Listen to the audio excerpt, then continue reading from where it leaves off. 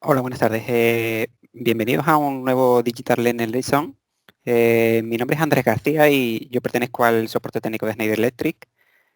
Me han invitado a dar esta formación. En esta ocasión, pues trataremos conceptos generales acerca del vehículo eléctrico y sus sistemas de recarga, detallándonos un poco en la normativa para entender mejor su funcionamiento y finalizando con lo que sería pues, las reglas generales de instalación. Esta sería la agenda que vamos a tomar hoy o tocar hoy. Por un lado, introducción al vehículo eléctrico, los conceptos básicos para la recarga, acerca de la normativa, un poco tedioso, pero bueno, hay que tratarlo, y las reglas de instalación que me gustaría que todos estuvierais pendientes de este tipo de... Me parecen bastante importantes. Bien, haciendo un poquito de introducción, el coche eléctrico, digamos que sería el vehículo eléctrico, el vehículo con mayor proyección de crecimiento dentro de aquellos vehículos basados en tecnologías no generadoras de gases de efecto invernadero. El vehículo eléctrico pues, presenta una solución a los problemas mundiales de contaminación en el mundo, pues proponiendo un desarrollo sostenible del sector del transporte gracias a su fuente de energía basada en fuentes limpias no emisoras de gases de efecto invernadero. Vale. Como primer punto, pues, ¿cuáles son los componentes eléctricos de un vehículo? Pues en el interior de un vehículo tendríamos cuatro partes. Por un lado, el motor, que se trata de un motor eléctrico, y formaría el corazón de la cadena de tracción. Este motor pues, determina la potencia del automóvil y cuanto mayor potencia disponga del motor, pues más rápido podrá ser. En contra, pues aquel motor con mayor potencia pues, necesitará de una mayor energía. Por otro lado, tenemos la batería, que esta establece la autonomía y desempeña el papel que podríamos tener en un vehículo de tracción, pues como que sería pues, el depósito de combustible. Pues cuanto mayor o más grande sea la batería, pues mayor será la distancia posible a recorrer. Como tercer punto tendríamos la entrada de carga, que se utiliza para conectar el cable al automóvil. Para cargar esta batería, pues el vehículo eléctrico tiene un cargador incorporado para convertir la red o la tensión de alterna a continua y almacenarla en la batería anteriormente indicada. La capacidad de estos cargadores puede ir o oscila entre 3 kilovatios a 22 kilovatios. ¿Vale? En continua, se omite ese cargador, como veremos a continuación, y la energía se dirige directamente a la batería. En la etapa número 4, el vehículo eléctrico puede disponer de dos tipos de entrada, una para alterna y otra para continua. ¿Qué actores principales intervienen en ese proceso de carga de vehículo eléctrico? El proceso para la recarga puede dividirse en 4 etapas. Por un lado, la etapa número 1, donde la estación de carga pues obtiene la capacidad del cable y determina cuál es la capacidad de carga en la que se puede alimentar. Una etapa número 2, donde la estación de carga envía al vehículo eléctrico pues el valor de la corriente prevista según el valor o la capacidad de carga más baja entre la potencia de la estación de carga y la capacidad del cable.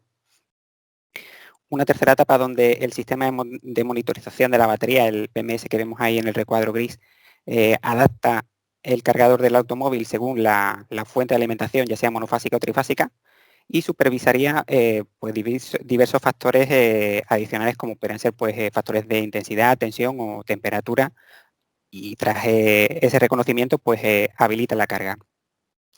Y una última etapa donde si la carga se realiza en continua, se anularía ese cargador del vehículo eléctrico y directamente tendremos una estación de carga rápida donde anularíamos ese cargador adicional que hemos comentado anteriormente y realizaría la carga directamente a la batería. Pasamos a una segunda parte que considero importante para lo que sería el usuario final de este vehículo eléctrico.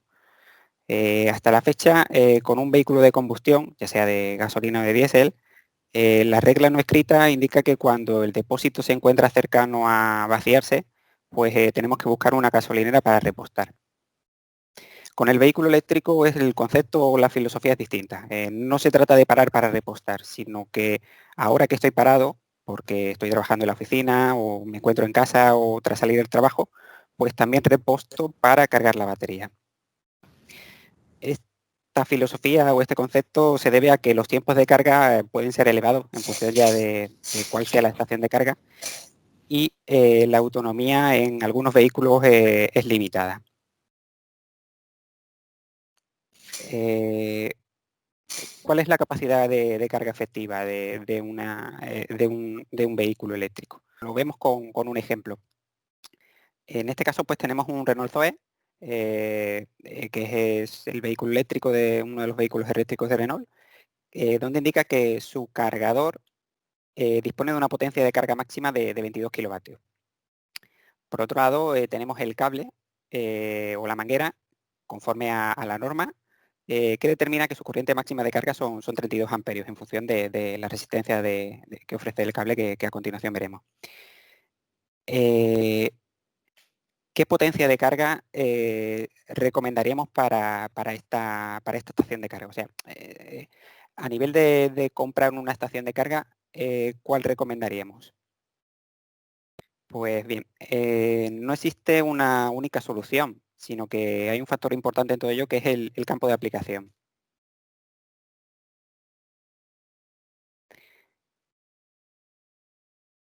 Si nuestra intención es adquirir un punto de carga para nuestra vivienda, pues por razones lógicas no compraremos una estación de carga de 22 kilovatios, que sería la potencia de carga máxima. Eh, Imaginaos el término de potencia a contratar en nuestra casa para cargar esa potencia. Pues lógicamente optaremos a una estación de carga con una potencia inferior, por ejemplo de 3,6 kilovatios, y la potencia de carga efectiva global se trasladaría a esos 3,6 kilovatios, que se trataría del eslabón más débil dentro de los tres dispositivos, que sería el coche o el vehículo eléctrico, manguera y estación de carga. A nivel de poder establecer franjas horarias, pues, por ejemplo, estableceremos una franja horaria de carga por la noche, pues para hacerlo más efectiva, pues y evitar que el término de potencia contratada pues no pudiera disparar ese contador electrónico. Si por el contrario, pues tenemos una estación de carga que va a instalarse en un parking de unos grandes almacenes, pues una estación de carga con mayor potencia sería lo recomendado. Basándonos en la tendencia de los nuevos vehículos eléctricos, donde la mayoría de ellos ya disponen de cargadores con grandes potencias de carga, 22 kilovatios, 11 kilovatios, pues disponer de una estación que permita una carga efectiva y rápida, pues supone una satisfacción para nuestro cliente. Si en lugar de una estación de carga, pues el edificio parking dispone de varias, tener un sistema de control que gestione el consumo en tiempo real de los vehículos eléctricos para respetar las condiciones eléctricas del cuadro eléctrico y eficiencia energética, pues sería lo recomendado. Utilizar un LMS, que ya veremos en otra formación. De igual manera, ocurriría con este segundo supuesto, este segundo ejemplo. Tenemos un Renault Kangoo ZE, donde pues, la potencia de carga máxima, en lugar de los 22 kilovatios trifásicos que tenemos anterior, en este caso pues, sería una potencia de carga 7 kilovatios monofásico. El cable seguiría siendo el mismo, un cable de 32 amperios, y la estación de carga, tenemos una estación de carga de 22 kilovatios. Pues al tratarse del vehículo eléctrico, el eslabón más débil dentro de esos tres componentes, pues la potencia efectiva de carga sería los 7,4 kilovatios que tenemos en ese vehículo eléctrico. ¿En qué repercute esta capacidad? Pues básicamente en el tiempo de la recarga. Una de las preguntas más frecuentes es ¿cuánto tiempo lleva a cargar un vehículo eléctrico? En relación con el tiempo de carga, pues existen dos factores importantes para determinar el valor del tiempo de carga. Por un lado, la capacidad de carga, que es lo que anteriormente hemos descrito, y por el otro lado, la batería del vehículo eléctrico. Así, por ejemplo, pues el Renault Zoe, que es el primer ejemplo que hemos tratado, tendría un tiempo total de carga de 19 horas para cargar completamente la batería en una vivienda. Y cercano a 3 horas en un parking de unos grandes almacenes, pues que tuvieran una estación de carga de 22 kilovatios. Para el segundo ejemplo que hemos tratado, pues ahí veréis los horas a 5 horas. El Renault Kangoo pues no tiene la posibilidad de cargarse continua, por tanto esa posibilidad no sería posible. Estos datos se tratan de datos estimados partiendo de un nivel de carga del 0% y deseado del 100%. Esto podría considerarse como una situación excepcional, es decir, si seguimos la filosofía o el concepto de parar y también recargar que hemos tratado anteriormente, las baterías no se encontrarían en unos niveles tan bajos y por tanto pues los tiempos serían menores. Vale, pasamos ahora al siguiente punto, a comentar las normas que regulan el sistema de recarga del vehículo eléctrico. En ella pues, se determinan aspectos tan importantes como el proceso de carga, elementos de protección y conectores y clavijas específicos para la carga del vehículo eléctrico. Vale, la norma IEC 61851-1 aplica a equipos que están a bordo y no a bordo para cargar vehículos eléctricos de carretera a tensiones de alimentación normalizadas, alterna y continua. Los aspectos cubiertos por esta norma pues, incluyen características y modos de funcionamiento de alimentación y la conexión al vehículo eléctrico. En relación con los modos de carga, pues tenemos el modo 1, donde se trataría de una toma doméstica, en este caso pues una toma residencial tipo Chuco, conectada directamente al coche. Esta potencia o la potencia queda limitada a lo que es la instalación eléctrica y normalmente suele estar limitada a 10 amperios o 2,2 kilovatios.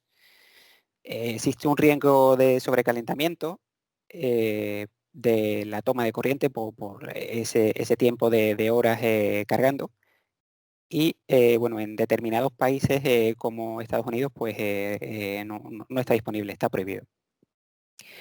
El modo 2, que sería un híbrido entre lo que es la toma residencial y la conexión de una toma tipo T2, sería una toma doméstica con una protección especial. La diferencia con el modo 1 se encuentra en la caja de control integrada en el cable o en el cuadro, capaz de limitar la potencia. Las marcas de vehículos eléctricos pues consideran este modo como un sistema de recarga de emergencia. En situaciones donde no exista pues, una estación de carga modo 3 cercana, pues podemos utilizar esta solución. El modo 3 sería la conexión del vehículo eléctrico a la red utilizando pues, una estación de carga normalizada. ¿Vale? El objetivo pues, sería utilizar un sistema de carga específico que pueda suministrar mayor potencia, desde los 3,7 hasta los 22 kilovatios. Ahí tenéis, por ejemplo, estaciones de carga de tipo EV-Link, ya sea Wallbox o EV-Link Parking, donde tenemos unos conectores tipo 2, que ahora los trataremos, o tipo 1 y la conexión directa con el vehículo eléctrico. Tanto los modos de carga 1, 2 y 3, estos se realizan la carga se realiza en la alterna y no existe información sobre el nivel de carga de batería, sino que el coche pues, es el que no suministra esta información. Posteriormente tenemos el modo de carga 4, que sería el modo de carga rápida, y esto es un sistema de carga en continua, donde el cable está permanente conectado a la estación de carga y permite cargar el vehículo de una manera rápida hasta una limitación del 80%. Pasamos a otra norma que también regula todo el tema de las estaciones de carga, que sería la IEC 62196, y esto aplica a clavijas, bases de tomas de corriente y conectores del vehículo eléctrico. Dividida en dos partes. Por un lado, la parte número 2, que serían los equipos en corriente alterna, o las clavijas en corriente alterna, y la parte número 3, que serían las clavijas para corriente continua. En esta norma pues, se determina la disposición de las espigas y alveolos, como podéis ver, en imágenes adjuntas, y bueno, pues, medios de retención entre clavija y base.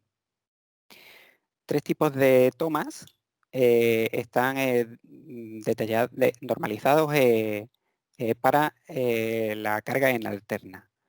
Las huellas que presentan son estas que veis en las imágenes. Por un lado tendríamos la toma número tipo 1, que este es el conector que se suele utilizar en mercados asiáticos y americanos. ¿Vale? Es originario de Japón y también se llama o se denomina Yazaki, y la máxima intensidad a la que puede operar o cargar sería 32 amperios en monofásico. Por tanto, pues permite una potencia máxima de recarga de 7,4 kilovatios.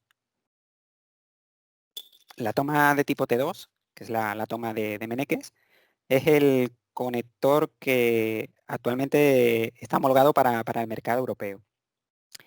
Permite realizar cargas monofásicas de 16 amperios hasta cargas trifásicas de 400 voltios y 63 amperios. Y posteriormente tenemos una toma que ya está en desuso, que sería la toma tipo 3, donde pues ahí encontráis o tenéis la posibilidad de alimentar tanto en monofásico como en trifásico, y que actualmente está en desuso. En relación con los conectores de continua, ahí tenéis las dos huellas que presentan esos conectores y clavijas. Por un lado tenemos el conector CHAdeMO, que es el conector que se utiliza por los fabricantes japoneses, y sería carga únicamente en continua. También tenemos el tipo 4, el CS Combo, que digamos que es un híbrido entre alterna y continua. Como veis, la huella que tiene en la parte superior es idéntica a la que tendríamos en el conector tipo 2, y los dos alvéolos de la parte inferior pues corresponderían con la alimentación en continua. Si nos enfocamos en la toma tipo de T2, que sería la estándar para el mercado europeo, pues podemos encontrar el posicionamiento para las fases L1, L2, L3, neutro y tierra. También encontramos dos alvéolos en la parte superior de la toma, que aportan estos conectores de la parte superior. Pues bien, estos dos conectores de la parte superior están correlacionados con la norma anteriormente descrita, la IEC 61851, y aportan información adicional al sistema de carga. Por un lado tendríamos el contacto Proximity Pilot, que lo que integra es la capacidad de corriente de cable.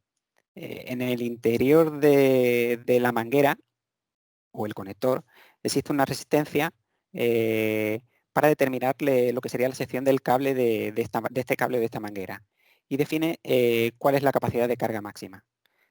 Si realizamos una medida entre el conector PP y tierra, pues tendremos un valor óhmico correspondientemente relacionado. Es decir, si la resistencia equivalente estamos tratando o estamos hablando de 1500 ohmios, pues la capacidad de corriente del cable determinaría que su máxima sección pues admite un calibre de 13 amperios. De igual manera con los 220 ohmios, que pues estaría limitado a esos 32 amperios.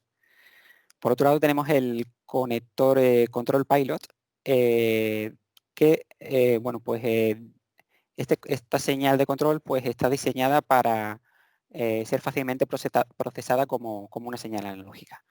Tendremos una señal modulada en frecuencia, y con esta señal modulada en ancho de pulsos y tensión, conoceremos la situación entre el vehículo eléctrico y la estación de carga. Pasando de una etapa a B, detectaremos que el vehículo eléctrico está conectado. Esto pasaría pues de los 12 voltios a los 9 voltios estos que aparecen ahí.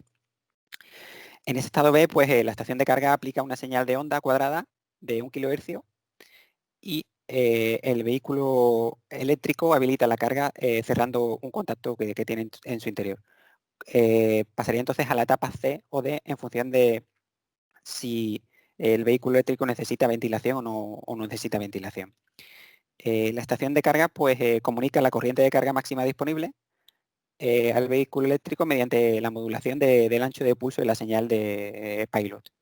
Por ejemplo, si el ciclo de trabajo es del 16%, pues eso correspondería con una capacidad de carga de 10 amperios. Si el ciclo de trabajo es de 50%, pues eso correspondería con los 32 amperios. Los cables de la línea no se activan hasta que haya un vehículo eléctrico y haya solicitado la carga. Es decir, solamente pues quedarían habilitados en la etapa número C o la D.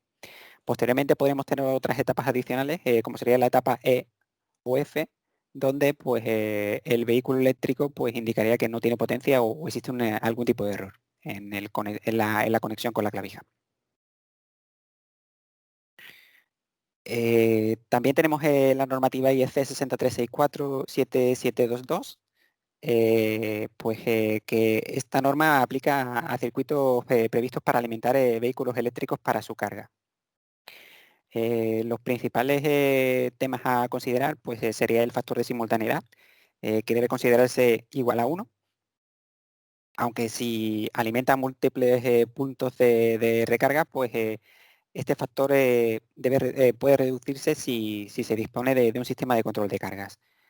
A nivel de influencias externas, como puede ser el agua o cuerpos sólidos, pues debe considerarse un grado de estanquidad IP54 y una resistencia al impacto IK08. Y otro factor o otro aspecto a destacar serían los equipos de protección, ya sea tras sobreintensidades, protección diferencial residual y sobretensiones. A nivel local, en España, pues la instrucción técnica ITC-BT 52 engloba todas las normas anteriormente citadas, con algunas particularidades en relación con las protecciones. En relación con la protección contra sobrecorrientes, pues la instrucción técnica ITC-BT 52 determina que para modos de carga 1 o 2, que sería pues los que van conectados a la toma residencial o la toma chuco, el interruptor de protección tendrá un calibre de 10 amperios a nivel de protección magnetotérmica. Solo si la toma de corriente residencial dispone de un certificado que garantiza una recarga continua durante 8 horas de forma continuada, pues podrá utilizarse un interruptor magnetotérmico con un calibre de 16 amperios. Para los modos de carga 3, el interruptor magnetotérmico pues, tendrá un calibre en función de la potencia de carga. Normalmente suele ser 20 o 40 amperios y interruptor de 2 polos o de 4 polos. En relación con la protección diferencial, pues los fabricantes de vehículos eléctricos afirman que en el caso de un cargador, pues pueden producirse fugas de corriente de continua. El vehículo eléctrico no se puede aislar completamente y por tanto pues, necesita de una protección adecuada contra esa corriente residual de corriente continua en el sistema. La protección, tal como establece la instrucción técnica, se puede lograr con un interruptor diferencial de tipo A junto con un elemento adicional para la detección de esos 6 miliamperios de continua. O un interruptor diferencial tipo B dentro del cuadro. Si hacemos un inciso en relación con los tipos de diferenciales, la norma IEC 60755 pues, define 4 tipos de diferenciales para corriente alterna, en función de la corriente de fuga prevista. Por un lado tendríamos el diferencial o la clase de disparo tipo AC, donde estos equipos pues, detectan corrientes de alternas sinusoidales residuales. Este tipo de diferenciales son adecuados para uso general y cubren la mayoría de las aplicaciones residenciales en la práctica. Iluminación, equipos electrónicos de clase 2 o resistencias de calefacción.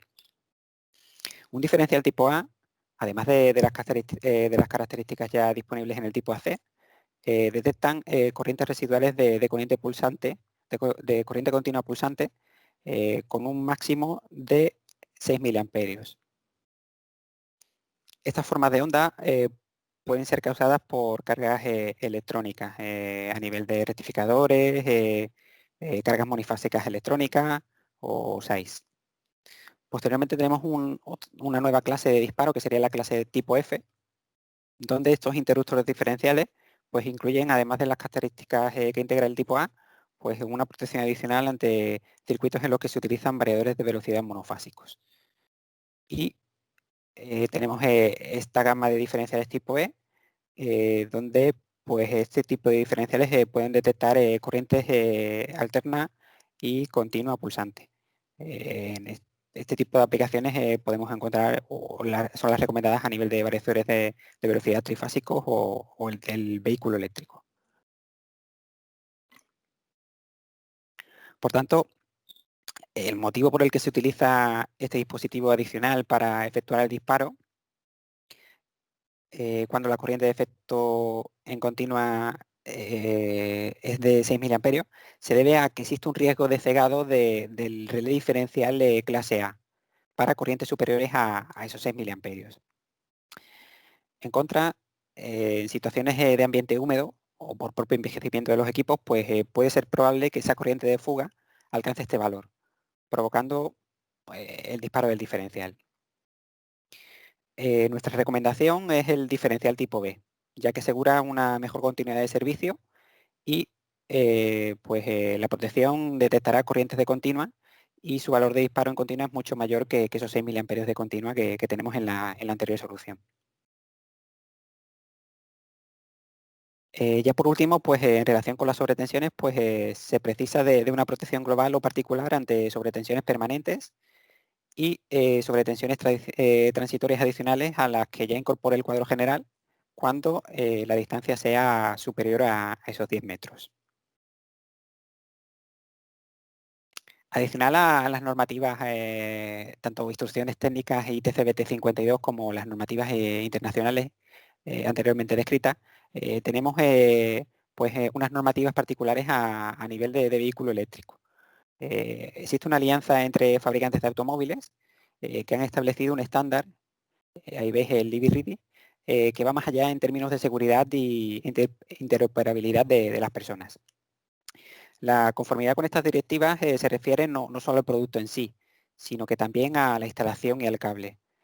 Estos requisitos garantizan un entorno seguro para el cliente. Ahí podéis ver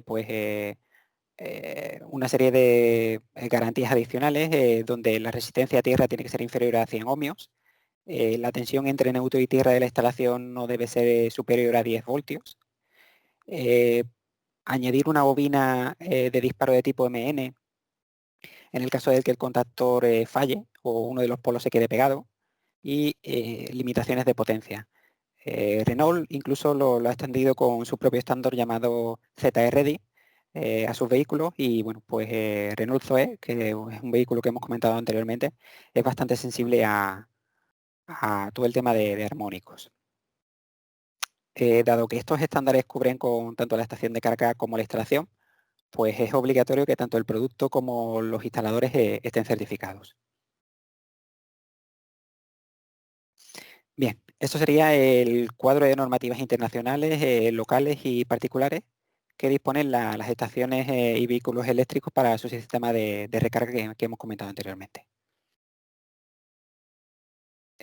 Vamos a continuación al último punto, que sería las reglas de instalación. Como primer paso, pues la regla de instalación del cableado centralizado. Esta regla de instalación puede estar relacionada con la previsión de cargas que se cita en la instrucción técnica ITC 22. Partiendo de un interruptor general de acometida, de un cuadro secundario, pues puede ser el cuadro secundario de puntos de recarga de vehículo eléctrico, podemos hacer una instalación de cable convencional, donde pues cada vez que en el parking se recarga, tendremos que hacer una tirada de cable hacia el número de aparcamiento correspondiente. Otra solución posible sería realizar un cableado centralizado por todo el perímetro del parking, eh, o donde se ubiquen aquellos aparcamientos específicos para el vehículo eléctrico y bueno, pues realizar toda esa tirada en función de ese cableado centralizado. Sería la solución Canalys que presentamos y que puede ser interesante a nivel de, pues permiten ahorrar espacio y emplean un conductor común. De este modo, pues se reduce la disipación media de energía y el riesgo de incendio pues, a nivel de los cables convencionales. Cuanto más cambios se hacen en un sistema, mayores son los costes. En cambio, pues si optamos por esta solución, pues pueden ampliarse cómodamente con unos costes mínimos. Si en cualquier momento pues necesitamos una nueva estación de carga, sería tan sencillo como disponer de la caja de derivación, equipos de protección, instalarla pues en algún alojamiento vacío cercano a ese parking o a ese aparcamiento. Las principales ventajas, pues ahí tendrías tanto conexiones como desconexiones de caja de derivación. Pueden ser montadas de forma rápida con una persona cualificada y no requieren pues hacer un corte del servicio. Otra gran ventaja pues sería que no precisan de un mantenimiento excesivo, ya que pues tanto los dispositivos de unión como las tomas de derivación pues disponen de resortes de presión y contactos deslizantes pues que absorberían toda la dilatación de los conductores. Por tanto, no necesitan o no precisan de ese mantenimiento. Existe, por tanto, un ahorro en el tiempo de trabajo y de coste, debido a pues, que no tenemos que hacer esa tirada de cable nueva, sino que podemos conectar esa caja de derivación. Y es flexible y ampliable a nivel de podemos añadir nuevas cajas de derivación y responsable con el medio ambiente, pues que no tiene, es libre de halógenos este tipo de canales. Bien, vamos a un segundo punto, que sería tener en cuenta el tema de la rotación de las fases. A nivel de normativa, la instrucción técnica ITCBT 52 determina que las estaciones de recarga monofásica se repartirán de forma equilibrada entre las tres fases del circuito de recarga colectivo. Bien, vamos a intentar con un ejemplo, ¿vale? Si tenemos, por ejemplo, 3 estaciones de carga EV-Link parking, donde pues cada una de ellas tiene una potencia máxima de 22 kilovatios por toma y cada estación de carga tiene 2 tomas dentro de cada estación de carga EV-Link parking. Cada vehículo eléctrico, en función del fabricante y del modelo de coche, dispone de una potencia de carga máxima. Esta puede ser o trifásica, donde pues ahí tendríamos los conectores o alveolos donde se conectaría las tres fases y el neutro, o puede ser monofásica, donde siempre el vehículo eléctrico conectará con esas mismas fases, L1 y neutro. Aquí veis, por ejemplo, una posibilidad donde tenemos 5 vehículos eléctricos, cada uno de ellos con una potencia de carga distinta, monofásica o trifásica, conectados a estas 3 estaciones de carga EV-Link parking. ¿Qué puede ocurrir? Si hacemos una conexión con este formato, es decir, cada estación de carga está conectada a la fase L1, L2, L3 y neutro, pues como podéis ver en la tabla adjunta a la derecha, tendríamos que el vehículo 1, que tiene una potencia monofásica de 7,4 kilovatios, pues alimentaría a esa capacidad de 32 amperios y tomaría alimentación de la fase L1. La toma número 2 de esa misma estación de carga tendríamos una potencia trifásica con esos 32 amperios. La segunda estación de carga tendría un vehículo número 3 con la misma potencia, alimentado también en la misma fase L1.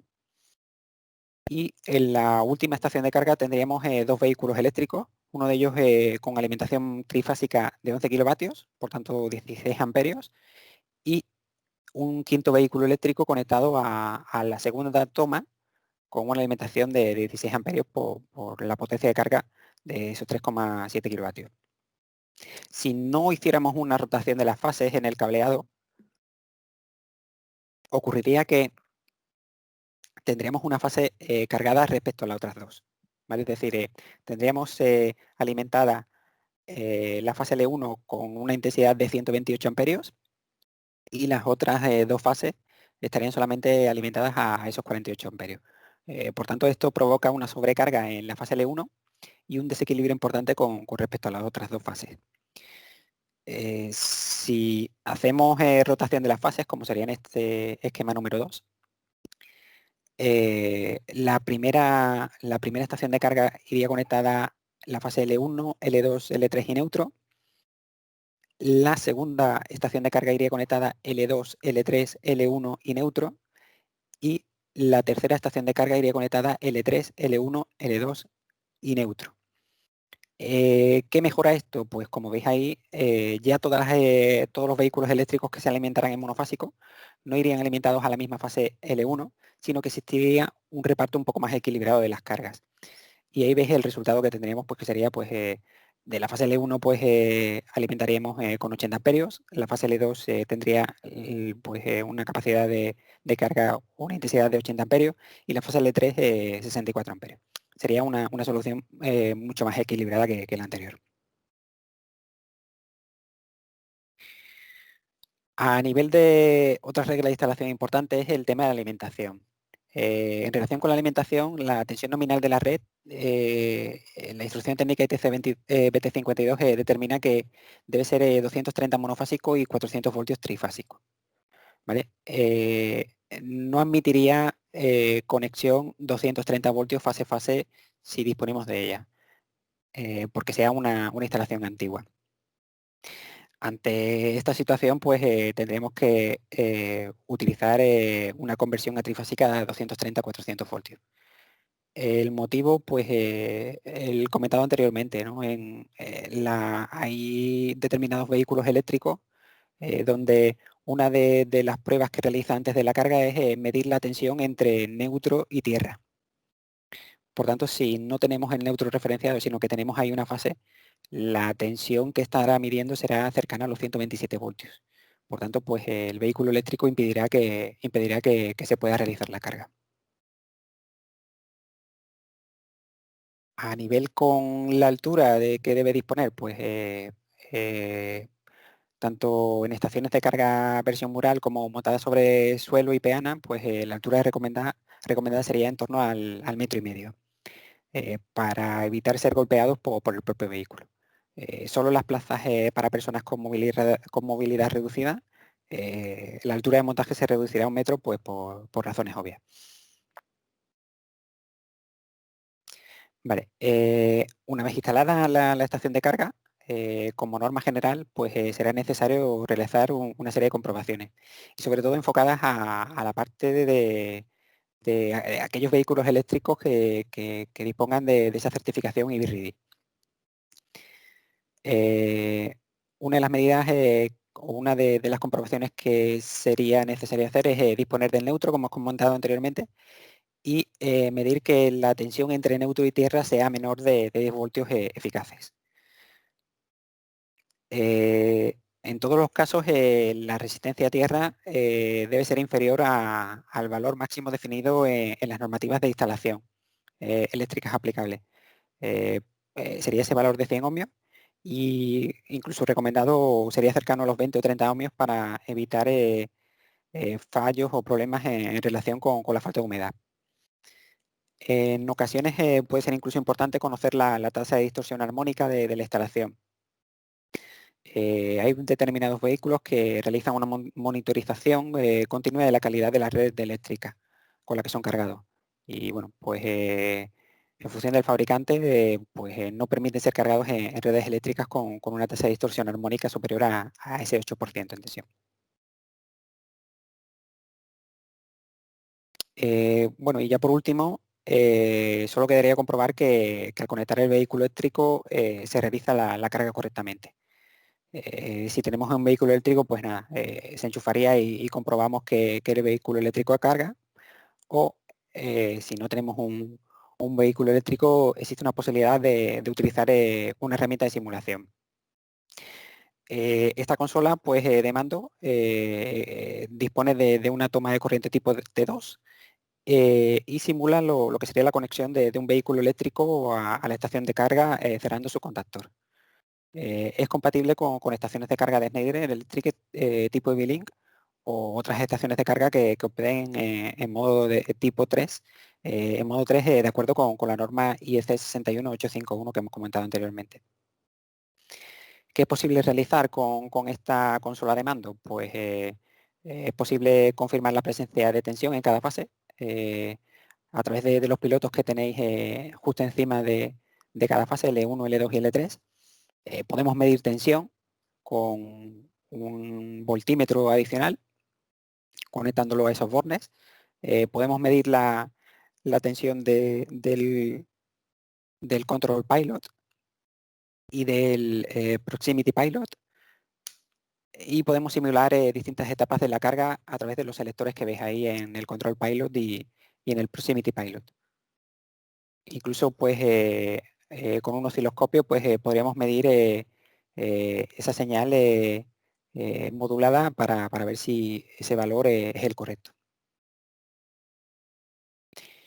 Y por mi parte nada más, invitaros a una nueva formación que tendremos el próximo 3 de noviembre, donde hablaremos de las comunicaciones y sistemas de control de carga. Muchas gracias por vuestra asistencia.